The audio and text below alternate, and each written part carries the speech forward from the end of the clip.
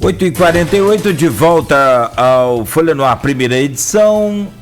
Hoje recebendo o promotor de Justiça da 129 Zona Eleitoral de Campos, o Vitor Queiroz, conversando conosco ao vivo aqui no Folha no Ar, primeira edição. E nesse bloco, o Aloysio Abreu Barbosa e o Arnaldo Neto estão na bancada. Neste bloco a gente fez uma pergunta no bloco anterior, o Arnaldo abriria, mas o Vitor Queiroz quer voltar a fazer uma análise sobre essa questão do comparativo aí nas investigações. Doutor, esteja à vontade. Pois é, Cláudio, o que eu estava querendo ponderar é o seguinte, um caso concreto que eu gostaria de relatar a vocês, com algumas limitações, óbvio que eu não vou revelar nomes nem nada disso, mas para mostrar como, às vezes, o estilo da investigação, da atuação do Ministério Público, ele se amolda às circunstâncias do caso, né? Há muito tempo atrás, trabalhando como promotor eleitoral, numa determinada localidade, eu recebia muitas notícias de irregularidades no processo eleitoral. Só que, no mais, eram notícias vazias, que vinham desacompanhadas de documentos e etc. E eu comecei a perceber que, na verdade, as pessoas acabavam se valendo do Ministério Público para fazer aquele fogo de encontro, para criar conflito, enfim. E aí eu estabeleci uma linha de conduta. Eu disse, olha, para que o Ministério Público possa atuar, essas notícias, essas denúncias, elas têm que vir minimamente fundamentadas, né? Não adianta o sujeito chegar aqui e falar que aconteceu isso, que aconteceu aquilo, que o candidato está fazendo uma coisa errada aqui e ali, né? Não vamos criar conflito sem fundamento. E, pois bem, e assim foi. Porque um dia eu estava lá na minha sala trabalhando e chega um cidadão e fala assim, doutor, eu queria dizer que aqui o prefeito está usando o ônibus da cidade para fazer propaganda eleitoral, o ônibus da prefeitura para fazer propaganda eleitoral, está cheio de adesivo, de faixa, ele é candidato à reeleição. Aí eu disse a ele, falei assim, não, por favor, você faça por escrito, traga elementos de convicção, fotografias, documentos que demonstrem isso. Aí o cidadão chegou para mim e falou assim, doutor, eu posso até fazer isso, mas se o senhor tiver um pouquinho de paciência e boa vontade e levantar-se da sua cadeira, der 3 passos e ir até a janela da sua sala e olhar ali para a rua, o senhor vai ver exatamente o que eu estou dizendo. E aí eu, um tanto constrangido, levantei, fui até a janela e, de fato, estava passando ali o ônibus da prefeitura, cheio de adesivos, faixa de propaganda, a reeleição do então prefeito, enfim. E, quer dizer, as circunstâncias fizeram com que os meus olhos vissem aquela irregularidade que vinha sendo noticiada. E aí eu mudei o meu estilo, que era, naquele momento, até então, mais formal, por força daquelas circunstâncias específicas. Desci correndo as escadas, peguei meu automóvel e saí em perseguição ao ônibus para detê-lo, para tentar encaminhar aquilo para o juiz eleitoral, para fazer apreensão, enfim. E aí foi uma perseguição aí de alguns minutos por algumas estradas de chão, mas eu consegui ultrapassar o ônibus e a gente fez a apreensão do ônibus e houve até uma ação de investigação judicial eleitoral. Mas isso serve para demonstrar que existem determinadas situações de fato que demandam uma atuação mais enérgica e para alguns, até heterodoxa em termos de investigação. Mas, desde que isso não escape à legitimidade dos instrumentos previstos em lei, que não fira os direitos fundamentais do cidadão que é investigado e etc., não há dificuldade nenhuma. Falo isso, mais uma vez, para ilustrar essa questão dos diversos estilos de atuação. Perfeito. Arnaldo, você quer fazer a sua pergunta? Pode... Não, Nogueira, é interessante você... Sim. Então, o governo federal já liberou o Exército aí para algumas cidades, para todas as cidades que requisitarem naturalmente lá o uso das forças, né, armadas para o controle aí no dia das eleições. Campos já teve palcos aí mais, eu diria, mais disputados, né, no dia da eleição. apesar da pandemia esse ano, essa coisa toda, a campanha está um pouco mais fria, como a gente já comentou aqui, o senhor já falou, mas no dia da eleição a coisa é diferente. Aí os ânimos vão se acirrar e de forma que a gente já conhece, sabe muito bem. O senhor acha necessário o Exército em Campos esse ano, nessa eleição? Cláudio, eu acho que a presença do Exército não é um mal em si, um ponto negativo em si. Eu acho que é um sintoma de um outro problema. Né? Então, por isso, é que, por exemplo, eu sei que o juiz da 75ª Zona Eleitoral, que atua na área da fiscalização do exercício do poder de polícia da propaganda eleitoral, já fez reunião ou reuniões, assim como com o promotor da 75ª Zona Eleitoral, para sensibilizar os candidatos, os partidos políticos, de que não devem contribuir para esse tipo de problema, de aglomeração, de conflito, de desentendimento, de confronto físico, né? Então, assim, vamos acreditar que todos estejam com essa boa vontade, que todos estejam conscientes disso, uma vez mais. Acho que a intervenção das Forças Armadas é excepcionalíssima, até porque, isso aqui não é segredo para ninguém, por definição, essa atuação de segurança pública nas cidades, em situações normais, não cabe às Forças Armadas. Não há sequer destinação das Forças Armadas normalmente para essa finalidade. Isso caberia à Polícia Militar. Né? Então, assim, o poder de resposta das Forças Armadas é um poder de resposta que talvez se encaixe em outras situações. Mas, havendo necessidade, numa situação extrema, né, é a tal história. Seguro morreu de velho, né? Vitor, a gente está falando sobre essa questão aí de proibições de aglomerações, sobre toda essa questão envolvendo a pandemia, mas ontem eu até comentava aqui no programa, tem muito candidato que, no meu ponto de vista, você vai saber falar bem melhor do que eu quanto a isso, parece que está produzindo prova contra ele a todo momento em rede social. São fotos de reuniões com bastante gente, muita gente sem máscara, enquanto há um decreto municipal que obriga o uso de máscara, inclusive com multa para quem descumprir.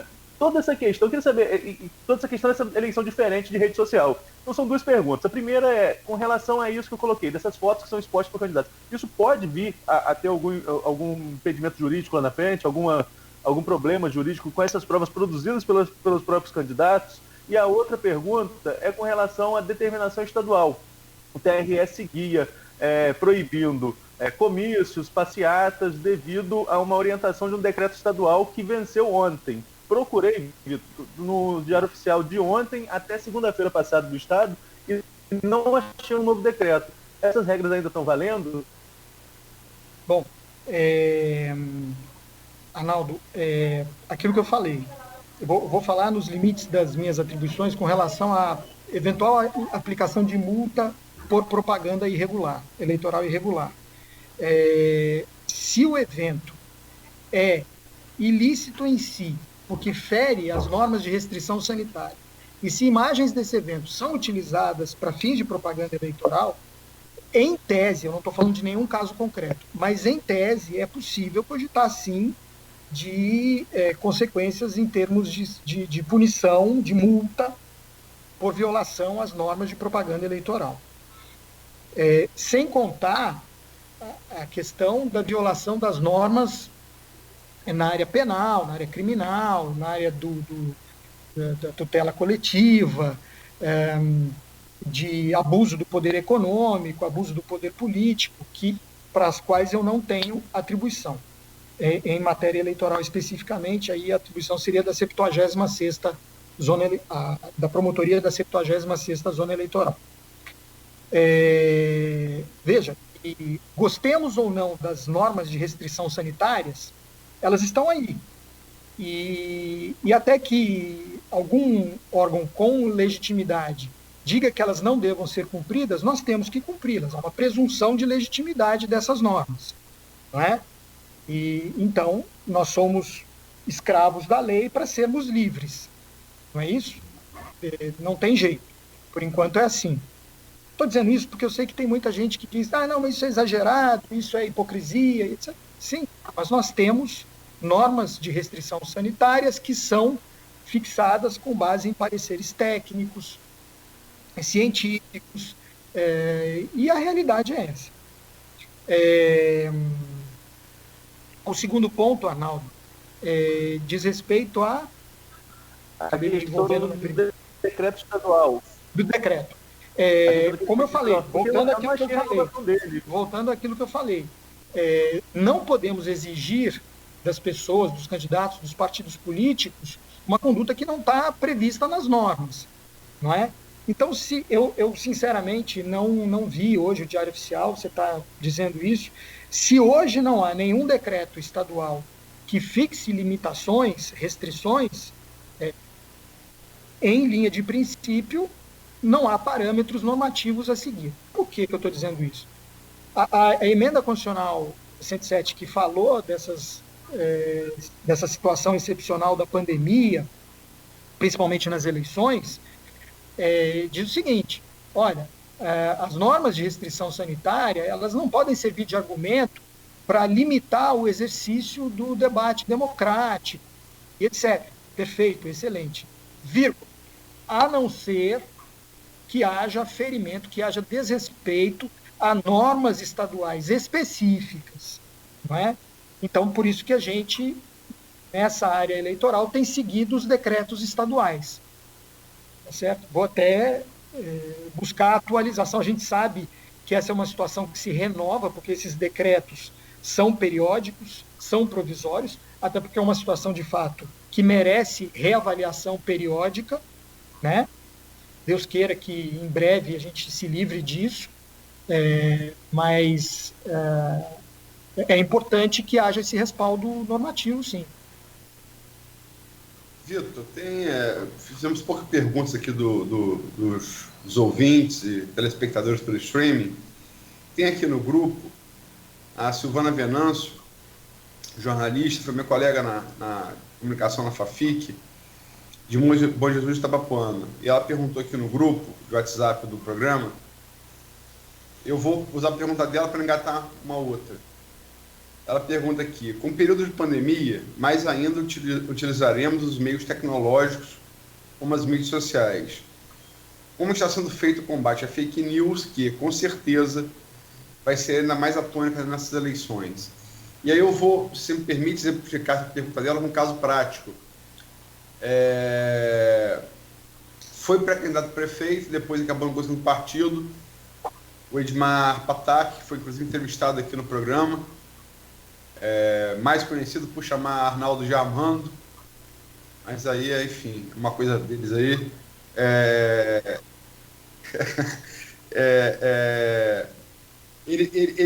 Você fez uma denúncia de ataques que ele fazia nas redes sociais,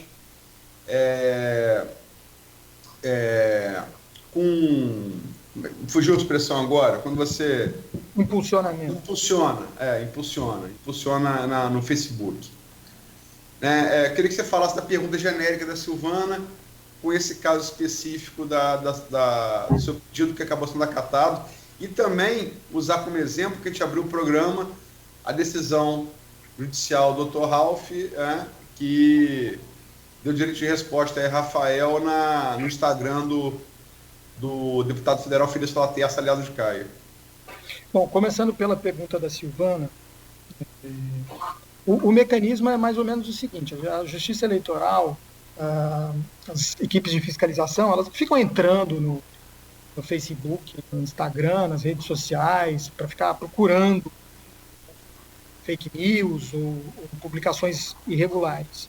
Normalmente isso chega por notícias encaminhadas pela população, a equipe de fiscalização, isso chega à equipe de fiscalização da 75ª Zona Eleitoral, que é responsável pelo exercício do poder de polícia, por essa fiscalização primeira da propaganda irregular, que inclui as fake news.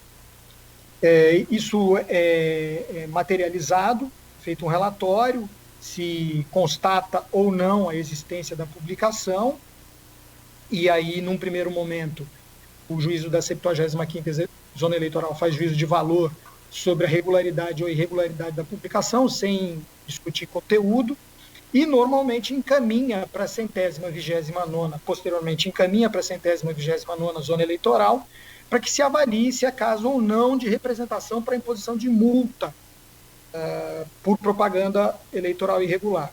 É esse o mecanismo, tá certo? Os canais de comunicação com a equipe de fiscalização são canais virtuais junto ao TRE, enfim. A gente tem recebido várias notícias nesse sentido, e posso dizer, a grande maioria de pessoas provavelmente bem intencionadas, mas que não refletem necessariamente a violação de uma norma de propaganda eleitoral. É mais uma insatisfação. Porque a gente não pode esquecer que a internet é um canal que serve para propagar o debate democrático. E isso é legítimo e necessário. Aliás, ainda mais nesse momento. Uma eleição sem debate democrático é uma eleição vazia. Você não tem como formar a convicção do eleitor se você não puder se comunicar com ele, se os próprios eleitores não puderem debater ideias entre si. É um processo dialético mesmo. Então, você não pode atuar de forma a restringir ao máximo. Não, o princípio é o oposto. O que vigora é o princípio da liberdade de manifestação do pensamento nesse momento. Mas, e aí emendando com o que o Aloysio questionou, em determinadas hipóteses, por exemplo, independentemente de haver ou não ofensas, de ser ou não ser uma fake news, objetivamente, existem publicações na internet, páginas do Facebook, pelo Instagram, pelo WhatsApp, que violam a legislação eleitoral, por exemplo, porque são fruto de impulsionamento, são mensagens que constituem propaganda eleitoral. Nem toda mensagem é propaganda eleitoral, mas mensagens, algumas delas, que constituem propaganda eleitoral, porque exatamente tem como objetivo convencer o eleitor de votar ou não votar naquele ou naquele outro candidato, e são ilícitas porque, objetivamente, são fruto de patrocínio, de impulsionamento. Elas são pagas para serem entregues a um público que normalmente não receberia essas mensagens. E a legislação eleitoral restringe isso, impede que isso aconteça, principalmente por parte daqueles que não são partidos políticos ou não são candidatos. Então, por exemplo, da parte do Ministério Público, dificilmente você vai ver o Ministério Público, até porque não é essa a sua missão, tomar as dores de um ou de outro candidato, porque se sentiu ofendido por essa ou por aquela publicação. Mas, especialmente, quando há violação objetiva das normas de propaganda eleitoral, aí você vai ter a atuação do Ministério Público. Você citou um exemplo, um caso concreto, que ainda está em andamento, não foi concluído, houve uma decisão em primeira liminar, já houve sentença parcialmente procedente. Eu até ontem à noite estava fazendo uma manifestação nesse processo.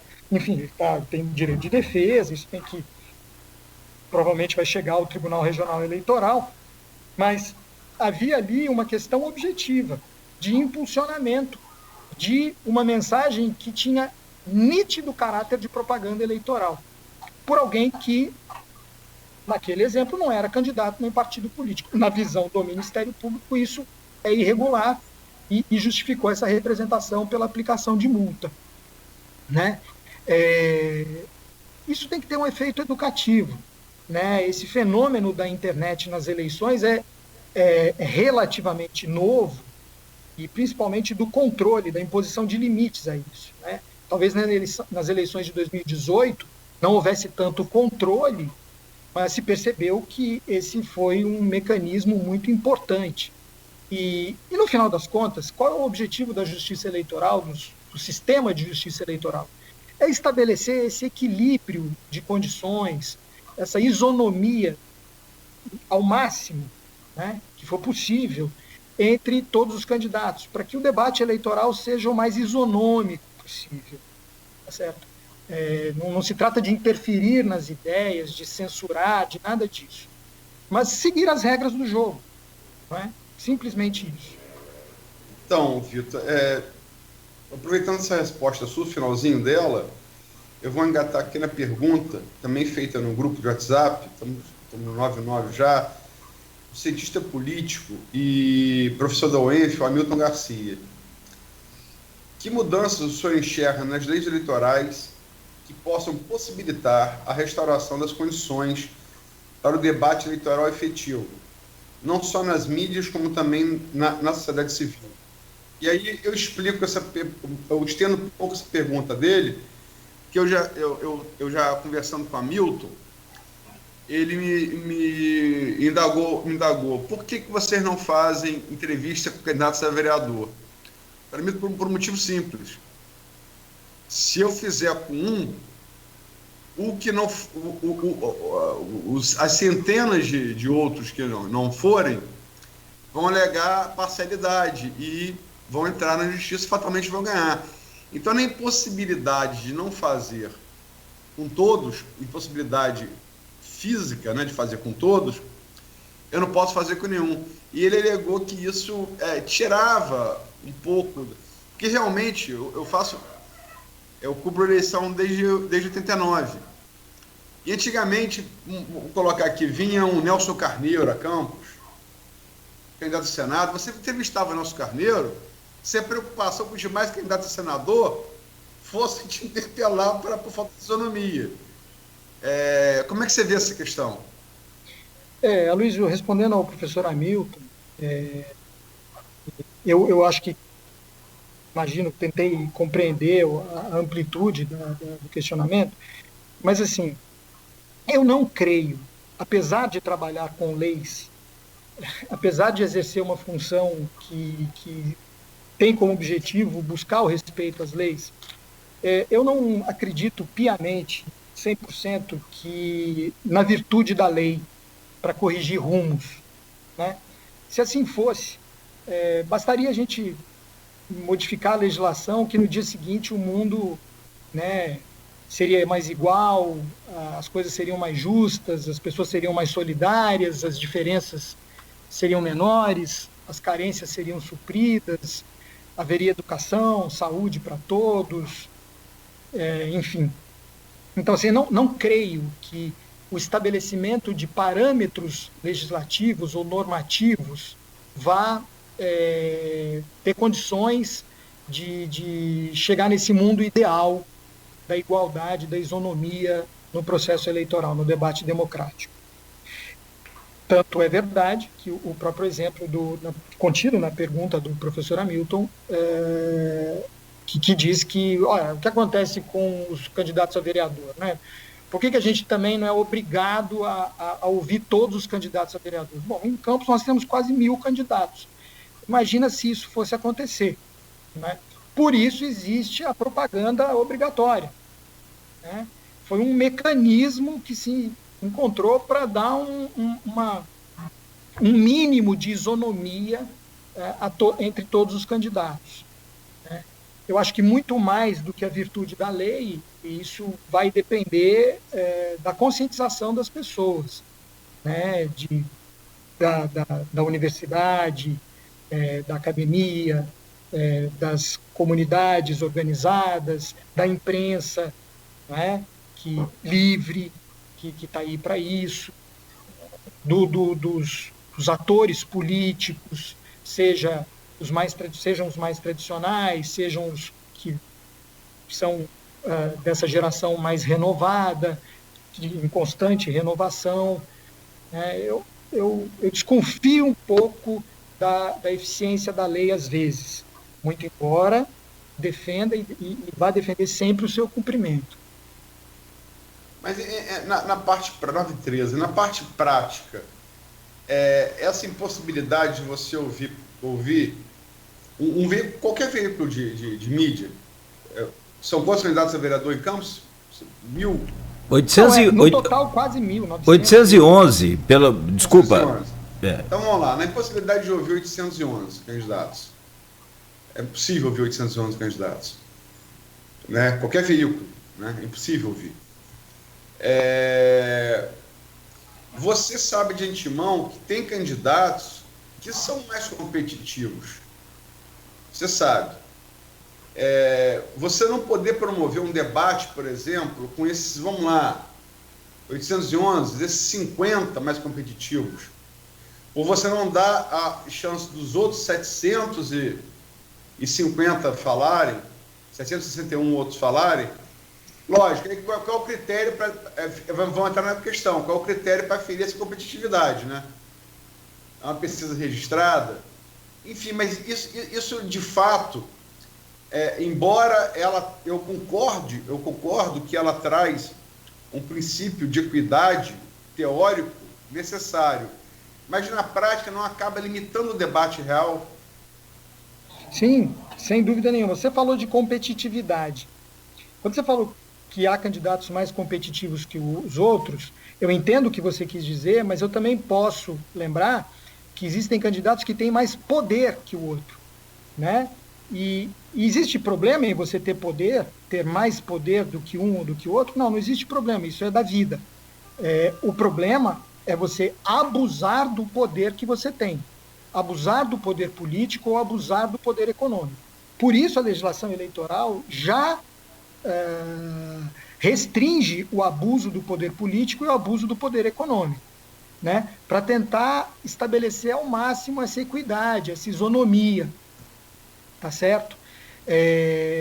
Agora, sinceramente, Luiz, grosso modo, eu se fosse um candidato não competitivo, ou se fosse um candidato que não tivesse tanto poder econômico ou político, e não tivesse o direito de ser ouvido em pé de igualdade quanto o outro candidato, eu iria ficar insatisfeito, né?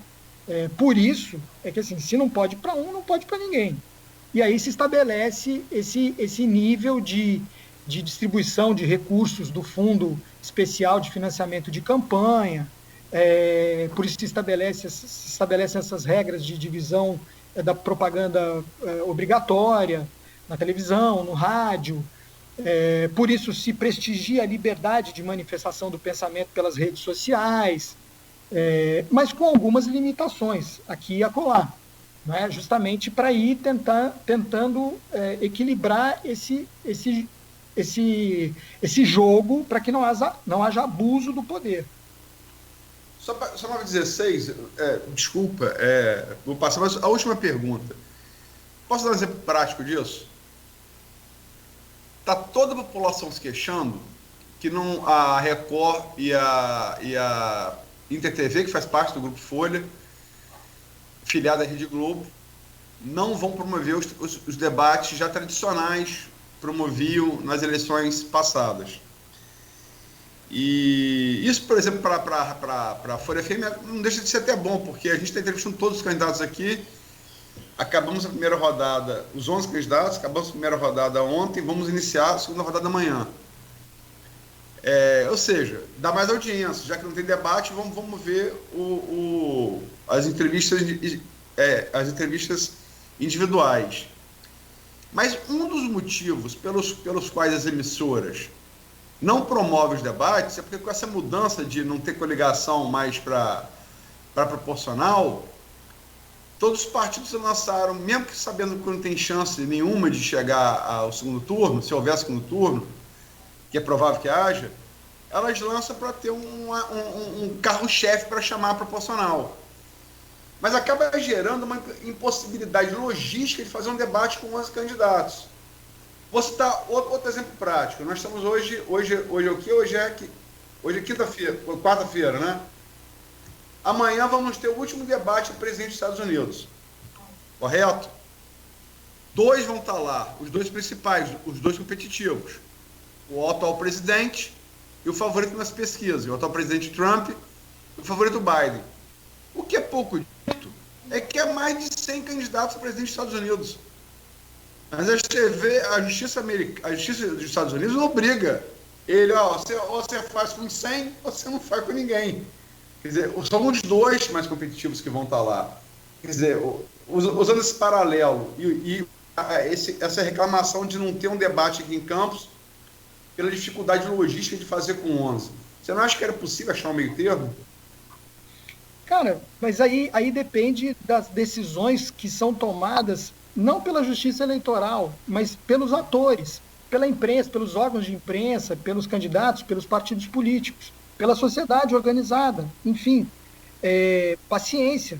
O sistema eleitoral norte-americano é completamente diferente do nosso. Nós não podemos querer entender da mesma forma, não é? Tudo bem. A questão é que o que nós temos hoje é a possibilidade de as emissoras, por exemplo, os órgãos de imprensa, decidirem como vão fazer, como vão tratar disso. Isso é legítimo, essas decisões são legítimas. Como você falou, é inviável, do ponto de vista logístico, é inviável. Paciência, é o que nós temos. Eu estreei nas eleições como promotor de justiça em 1996, em um pequeno município que havia sido criado há pouco tempo, na região sul fluminense. E ali qual era a reclamação? A reclamação era que os mesários das sessões eleitorais, nomeados pela Justiça Eleitoral, eram todos funcionários de uma empresa que era dirigida por um dos candidatos a prefeito. E os outros candidatos reclamavam que isso, né, tornava desigual o processo eleitoral, a discussão. Só que tinha um problema. Aquela cidade, aquele município só tinha um empregador. Era ele, aquele candidato. Ou seja, não havia meios se arregimentar mesários que não fossem, de uma forma ou de outra, ligados àquela empresa. Ou eram empregados daquela empresa, ou tinham pessoas da família que eram empregados daquela empresa. Resultado, o que você vai fazer? Se decidiu criar aquele município, paciência, não é? É assim, a realidade é essa. Vamos nos adequar a ela. Não podemos deixar de fazer as eleições por isso. Talvez tivesse sido melhor não criar um município. Mas já que se criou... Então a resposta é paciência, né? Mas tem algumas coisas também tem algumas coisas aí também, se a gente for estender esse debate, acho que a gente rende outro programa também, porque eu lembro, por exemplo, na eleição de 2016, a Suzy Monteiro, hoje superintendente de comunicação, ela tinha um hábito de todas as eleições para pegar os jingles, mas que chamavam mais atenção. Aí tinha até um slogan, campanha para cantar. Isso era corriqueiro nas eleições anteriores, né? De 2016, veio uma decisão judicial para retirar a postagem com jingle que poderia estar beneficiando um candidato ou outro. Teve uma pauta também que eu sugeri recente, de fazer os filhos de candidatos. Essa eleição de Campos está muito marcada por isso, filhos de ex-vereadores, muitos envolvidos até na check-in que a gente falou. E é interessante isso, como eles colocam os filhos como substitutos. Também retiramos a pauta por não dar preferência a um candidato ou outro. Então é um debate que, se a gente for entrar, se alonga aí um outro programa. Eu se me permite concluir, Arnaldo, eu acho que todo parâmetro que incentiva a liberdade do debate democrático é positivo, é bem-vindo, é bem-fazejo, né? E todo padrão normativo que desincentiva esse debate democrático, a liberdade, a amplitude do debate democrático, deve ser visto com restrição, deve ser visto com desconfiança. Né? A gente não sabe, não é possível acreditar que a gente vai evoluir como nação, como sociedade, tornar a nossa sociedade mais igual, enfim, promover os direitos fundamentais das pessoas. Não é possível imaginar que seja viável se não houver formação de convencimento, diálogo, debate, conhecimento, né? E a manifestação do pensamento é fundamental para isso. Muito bem. Eu queria concluir uma informação que a gente falou lá no começo, que eu falei que não tinha saído ainda a atualização do decreto com relação às normas. Saiu uma edição suplementar ontem à noite do Diário Oficial atualizando essas normas. Vai permitir comícios, por exemplo, a partir de 31 de outubro, permite realização de passeatas também, só que nos municípios que estão nas regiões com bandeiras verde ou amarelo na avaliação estadual, o que não contempla aqui o Norte Fluminense, que é a única região que está na bandeira laranja. Então, segue a regra anterior de comícios, de passeatas, todos suspensos ainda. Importante notícia, Arnaldo. Que seja boa não, mas... 9h23, a gente vai ter que acabar, senão vem a legislação eleitoral lá de Cristiano Donadillo. E essa aí é sentenciado, julgado e sentenciado na hora. Essa espada afiada. Opa!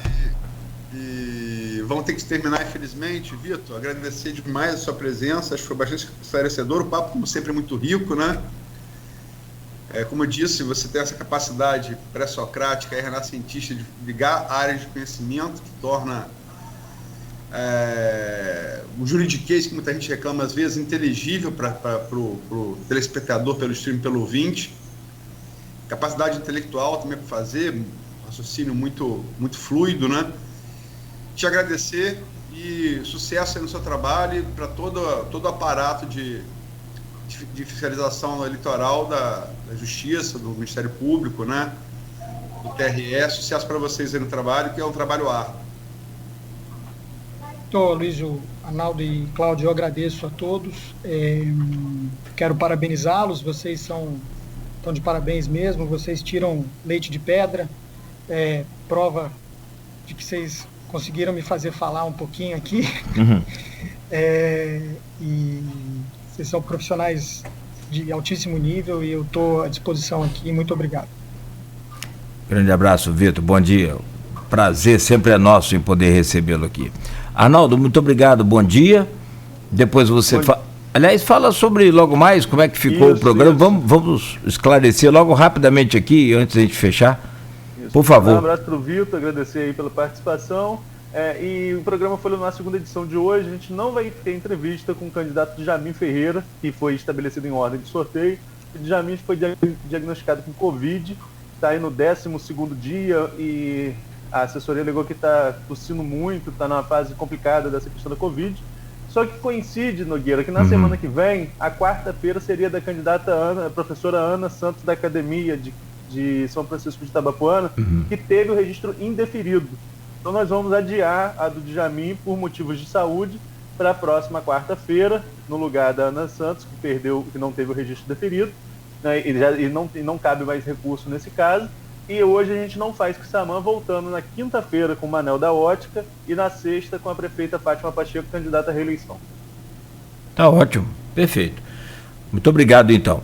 Aloysio, bom dia, obrigado e até amanhã, e que a gente consiga fazer bem, que Deus nos abençoe nessa retomada aí com as entrevistas com os candidatos. Amanhã, a vez do doutor Bruno Calil abrir a segunda sequência aí de entrevistas com esses candidatos. Para lembrar, foi sorteado a ordem das entrevistas, foi sorteada na Folha no dia 28, no jornal Folha da Manhã, no dia 28 de setembro, né? Com acompanhamento virtual dos representantes das 11 candidaturas do prefeito. Foi sorteada a ordem das entrevistas do jornal. Já foram publicadas no jornal Folha da Manhã, 3 de outubro, professora Natália, 7 de outubro, Jonathan Paz, 10 de outubro, Rafael Diniz, 14 de outubro, Beethoven, 17 de outubro, Cláudio Rangel da Boa Viagem. Foi publicada hoje, 21 de outubro, Dr. Bruno Calil. Vai ser publicada 24 de outubro, Tadeu Contigo, 28 de outubro, Roberto Henriques, 31 de outubro, Vladimir Garotinho, 4 de novembro, Caio Viana, e 7 de novembro, fechando a série do jornal, Odisseia Carvalho do PT. E completamos, como dissemos aqui, a primeira rodada na rádio, Folha FM, a primeira série de entrevistas ontem, a primeira rodada de entrevistas ontem com Tadeu Contigo, a ordem também sorteada no mesmo sorteio ali com os representantes. E abrimos amanhã a segunda rodada do Dr. Bruno Calil, na sexta-feira, dia 23, com Beethoven. Semana seguinte começa, dia 26, com Jonathan Paz. Dia 27, Roberto Henriques. Dia 28, professora Natália. 29 de outubro, Caio Viana. 30 de outubro, Cláudio Rangel da Boa Viagem. Semana seguinte, 3 de novembro, com Odisseia. 4 de novembro, Rafael Diniz. 5 de novembro, Vladimir Garotinho. E encerrando dia 6 de novembro, apenas 9 dias das urnas, Tadeu Tô Contigo. Perfeito. É um serviço que a Folha tenta prestar à democracia da cidade, né, e, por conseguinte, do país. Ótimo. Muito bom. Hoje tem Folha da Manhã nas bancas, como você disse, né, já desde cedo e também na casa do assinante. Obrigado a todos mais uma vez, a você de casa também e do streaming, muito obrigado aí pela participação. Amanhã de volta às 7h15 com Folha no Ar, oferecimento dos laboratórios Plínio Bacelar e Clínica Proteus. Está na hora de economizar energia com a Eletricampus.